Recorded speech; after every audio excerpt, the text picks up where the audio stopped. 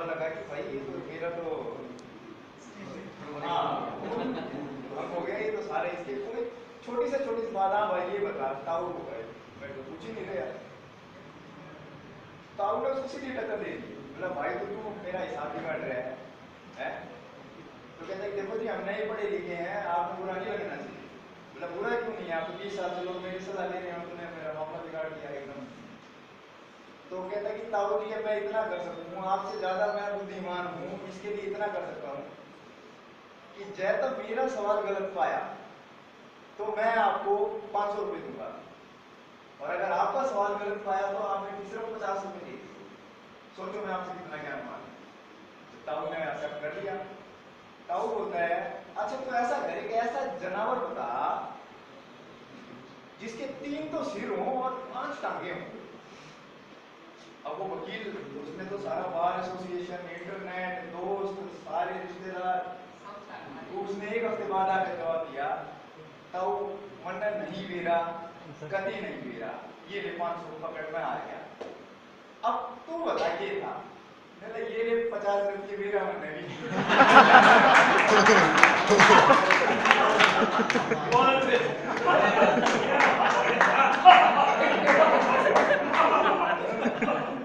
सुनाया उन्हें क्लास में, कई बार क्लास में। ऐसे एक आदमी जो है ना बहुत ही हमेशा एक नया लड़का है, बोले कि यो तो यार ये तो ऐसा तो नहीं दिख रहा शास्त्री तनिया में। कहते कि मैं हूँ इसके सामने, बोले मत जा। नहीं जाऊंगा। अच्छा उसने पूछा तू क्या कर सका है? पहले तू बता तू क्या कर सका है? उसे नया था। बोला अच्छा तू यूं बता तू अपने दांत अपनी आंखें लगा दे। बोला कभी नहीं लगा, तू ला दे। उसने अपने दांत निकाल के नकली दी, अपने दांत निकाल के बोला ले आ दे 500 रुपये। तो वो बोला कि मैं नाटू था मत जा। ये वाक्य ना तो बोले यार ये 500 रुपये तो पूरे करूंगा, हजार की शर्त लगाई। तो बोला भाई तू दूसरी शर्त बोल। कहता तू है बोल। तो वो जो नया आदमी बोला कि तू बोल। तो वो जो था जो एक्सपर्ट जो था बोला अच्छा इससे न उल्टा करके तू अपनी आंख अपने दांता पे ला के। बोला भाई कोने ला के, उसने अपनी आंख निकाल के दांता का लगा दी, आंख भी नकली थी। तो बोला वही पंगा नहीं लेना। चलिए एक परवीन है, परवीन क्या वो भी नया नया लेकिन शुरू किया है उसने, तो सर मैं चाहूंगा कि एक बार उसको मौका जरूर दे। हाँ परवीन आ जाओ जल्दी आ जाओ।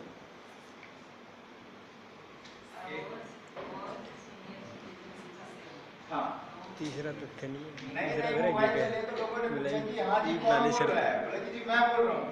बोला टेक्नोलॉजी का भी कमाल हो गया, यहाँ से भी मैं ही बोल रहा हूँ। टेक्नोलॉजी से बात आई, एक आदमी पूरी वक्त में बड़ा परेशान हो रहा है, मेरे को यात्री मतलब को पैसेंजर नहीं सा यात्री नहीं, वो एक स्टेशन पे उतरा और कुछ जलपान करके वापस उसी बर्थ में लेट गया। बाई चांस हुआ क्या कि वो गलत ट्रेन में चढ़ गया, नीचे से गर्दन निकाल के बोला हाँ जी भाई साहब ये ट्रेन कहाँ जा रही है? बोला ये कलकत्ता जा रही है। बोलो हो टेक्नोलॉजी का भी कमाल हो गया, ऊपर वाला मुंबई जा रहा है, नीचे वाला कलकत्ता जा रहा है। बोला कि जी आपकी तो टेक्नोलॉजी जा रही है, गलत टेक्नोलॉजी में बैठे। आओ ऐसे जब तक वो आए, बच्चे से मैडम ने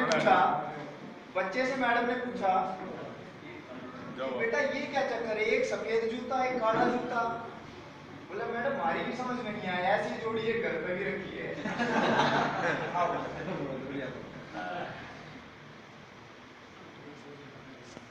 सभी वरिष्ठ नागरिकों को मेरा प्रणाम और अतिथियों को मेरा नमन। मेरे पास 2-3 तरह की चीजें हैं, ये नहीं पता मैं किससे शुरू करूं। चलो कविताओं का माहौल है तो सबसे पहले एक छोटी सी कुछ कविता है वो मैं आपके सामने रख रहा हूं।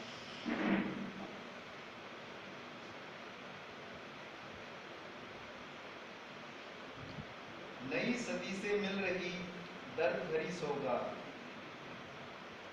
बेटा कहता बाप से क्या तेरी औकात।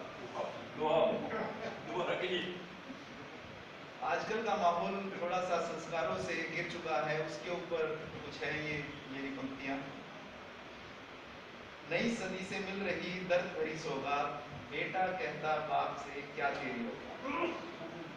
पानी आंखों का मरा, मरी शर्मो लाज, कहे बहू अब सास से घर में मेरा राज। भाई भी करता नहीं भाई पर विश्वास, बहन पराई हो गई साली खासम खास। भाई भी करता नहीं भाई पर विश्वास, बहन पराई हो गई साली खासम खास। कोई सलाह लेनी होती है तो बहन से नहीं ली जाती आजकल।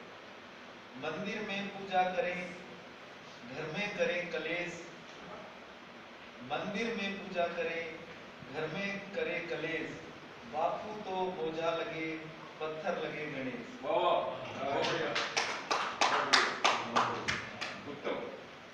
इस पर मैं एक लाइन और जोड़ना चाहूंगा। मैं पूजा पाठ का थोड़ा सा मैं विरोधी हूँ। खैर ये पर्सनल बात है, हर कोई अपनी अपनी विचारधारा होते हैं, लेकिन मैं इस लाइन से थोड़ा सा मैं जुड़ा हुआ हूँ कि हम वो धर्म कैसा है कि पूजा एक मूर्ति को तो बड़े ही सम्मान के साथ उसके साथ व्यवहार किया जा रहा है, लेकिन एक जीता जागते व्यक्ति को इग्नोर किया जाता है। एक दुकानदार है, दुकान अच्छी चल रही है, वो ग्राहक को भाई और आ जाएंगे, उसके पास तो लाखों ग्राहक है। अब ग्राहक बात ठीक कह रहा था, दुकानदार का दिमाग खराब है, वो भी ग्राहक की गलती होगी, जाओ भाई, गलत तक बोल देते हैं। यानी कि एक एक्टिव आदमी जो साक्षात महाभारत में लिखा है, एक छोटी सी 2 लाइन थी, वो समझ में आ गई, जिंदगी बदल गई। नरैव नारायण 2 ही अक्षर लिखे थे वेद व्यास जी। नरैव नारायण उसका अर्थ है कि नर ही नारायण है। तो ये मूर्तियों का क्या जिक्र है? एक जो सामने आपके एक्टिव है, पावरफुल है, सोच सकता है, हमारे प्यार को समझ सकता है, क्या वो किसी भगवान से कम है क्या?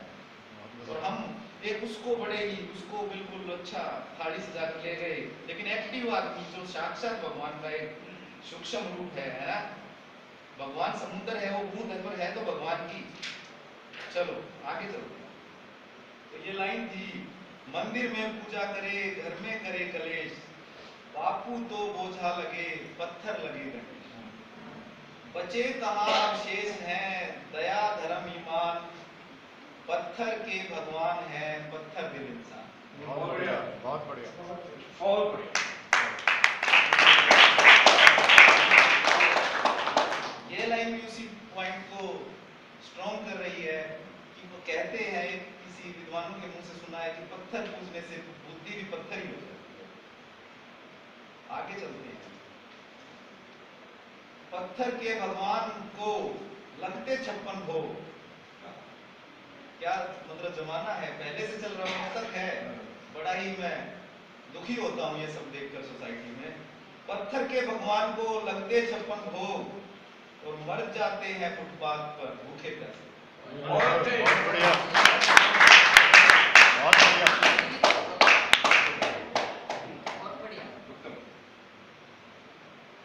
फैला है पाखंड का। पहले यहाँ पर विद्वान काफी हमारा ज्ञान में वृद्धि कर चुके हैं, उसी तरफ बात जारी है कि फैला है पाखंड का अंधकार सब ओर। पाखंड ही है वो। कभी किसी सर ने बताया था हमें कि रामधारी सर ने भी बताया कि वो इलेक्शन के टाइम पे क्या क्या बहका देते हैं और हम उनके बहकावे में आ जाते हैं। और भाई साहब ने बताया कि हमें कितना मतलब पाखंड चला हुआ है, कितना पाखंड मार्केट में भी हर जगह। पहला है पाखंड का अंधकार सब ओर, पापी करते जागरण मचा मचा कर शोर। बहुत बढ़िया। पहन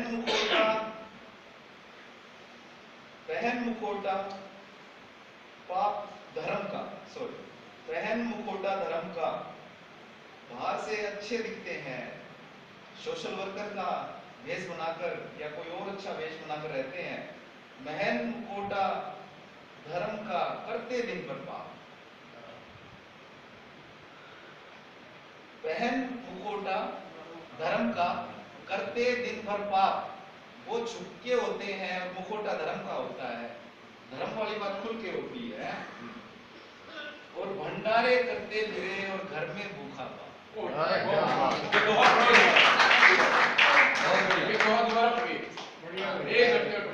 पहन मुखौटा धर्म का, करते दिन भर पाप। भंडारे करते फिरे घर में भूखा पा।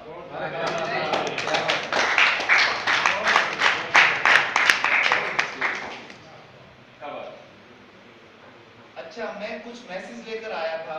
ये कवि यहाँ बड़े बड़े श्रेष्ठ कवि थे, तो उनके अब किसी पार्टी में पता वो बच्चे ज्यादा आ रहे हैं तो आइसक्रीम रखनी पड़ती है। तो यहाँ इतने श्रेष्ठ कवि थे तो एक कवि के रूप में मैंने चीज रखी थी, लेकिन मैं कुछ और मैसेज लेकर आया था। और मैं चाहूंगा मैं समाज में उस विषय में कुछ करूं, लेकिन मेरा ये नहीं है कि मैं करूं फिर मेरा नाम हो कि परवीन ने ये काम किया। मेरा लक्ष्य है कि वो काम हो जाए, बस हो सकता है वो रामधारी जी कर दें, कोई कर दे, बस वो काम है। मैंने दो बातें देखी कि हमें अब बचने के लिए दो चीजों की जरूरत है। कुछ ज्योग्राफी में पढ़ा, कुछ न्यूज में पढ़ा कि एक तो वृक्षों की रक्षा कैसे हो, हरियाली कैसे हो समाज में, जो है उसको बचाया कैसे जाए और बढ़ाया कैसे जाए। और दूसरा कंटेंट मैंने देखा जो हमारे लिए बहुत जरूरी है, उसका नाम है वाटर सेविंग। जो हमारा पीने योग्य जल है, मेरे से विद्वान काफी व्यक्ति हैं, उनके पास ऑलरेडी आंकड़े भी होंगे कि जल स्तर क्या था, वो दिन पर दिन घटता जा रहा है। और ये भी मैंने पढ़ा है, आप जैसे लोगों से जाना है, कुछ समझदार व्यक्तियों के पास बैठकर सीखा है, समझा है कि वो सीमित है और दिन प्रतिदिन घटता जा रहा है। हम कैसे बचें? मैं अपनी जहाँ का मैं रहने वाला हूँ वहाँ मैं एमसी से मिला, पर वही बात है जो रामधारी जी बता चुके हैं, वही वोट हुई, काम निकला, बात खत्म। उनसे मैं मिला, उन्होंने मुझे सीरियस लिया ही नहीं। जब और एक ये बात उनकी थी, मैंने उनकी बात को उन्हीं बताया कि सर आपको हमने चुना था और आपकी जीत में हमारा भी कुछ योगदान है। अब हम चाहते हैं कि हमारा पीने योग्य जल बचाया जाए। कई घरों में तो वो भी नहीं है कि वो बंद ही कर दे, कोई हम ही जाके करते हैं, पर वो है ही नहीं, सीधा ही कनेक्शन है। 1 घंटा पानी आया तो 1 घंटे नालियों में चल रहा है, बड़ा दुख होता है। मैं बड़ा दुखी हूँ इस विषय में। मैं जो जल, मैंने वेदों में पढ़ा है कि जल देवता है, हमारे देवता नालियों में बह रहे हैं, वो तो हमें जीवन देने के लिए थे ना, उसके ऊपर वाल तक नहीं लग पा रहे। और वो विद्वान कैसे हैं जिनके घर में वो सीन है, वो दृश्य घटित हो रहा है। बड़ा, अगर सच पूछो तो रोना आता है। शायद मैं अंदर से रो रहा हूँ, और जब मैं देखता हूँ और मैं कुछ नहीं कर पा रहा, शायद कोई कुछ कर पाए और मैं भी अपने प्रयास में हूँ, कम से कम वो तो हो, ताकि जब जितना यूज हो तो लोग नाली में बह, कहीं कोई कनेक्शन नहीं है। और आप लोगों ने भी देखा होगा,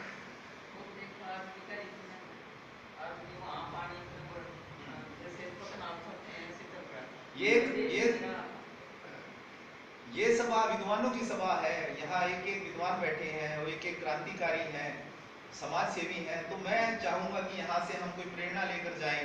और मुझे लगता है कि हमारी प्रकृति को बचाने के लिए 2 अंग बहुत महत्वपूर्ण है, और अगर हम इनकी रक्षा कर लें तो काफी कुछ बच सकता है। आपकी चिंता जायज है, वहाँ तो टूटी नहीं है, तल है। जहाँ टूटी है वहाँ आदमी दाढ़ी बना रहा है और बंद नहीं करता। इतने साबत दाढ़ी ही बढ़ने की पता रहेगा, इसलिए अपन तो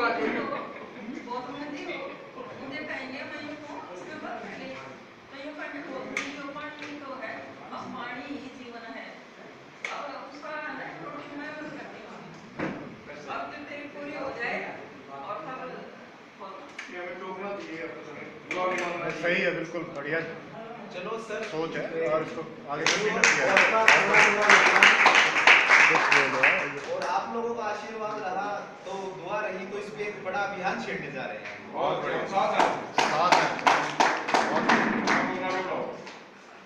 पानी, कांच का गिलास लेना